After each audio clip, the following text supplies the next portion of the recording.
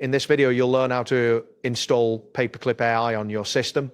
This guide will take you through each necessary step to ensure a successful installation. Start by opening your preferred web browser. Once the browser is launched, navigate to Google by typing www.com in the address bar and pressing the Enter key.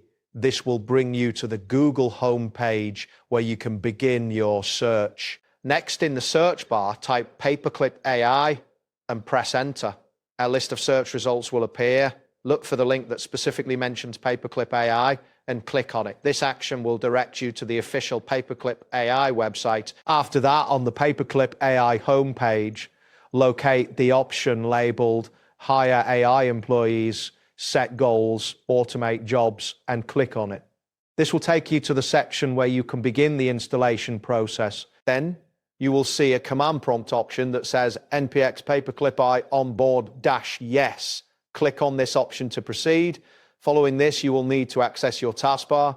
Click on the search icon and type command prompt application. Once the command prompt appears in the search results, right-click on it and select Run as Administrator.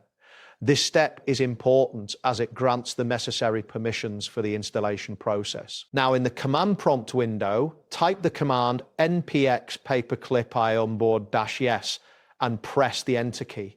This action will initiate the installation. You may see some loading indicators or messages confirming that the installation is in progress. After entering the command, you will need to type the letter Y and press Enter to confirm the installation.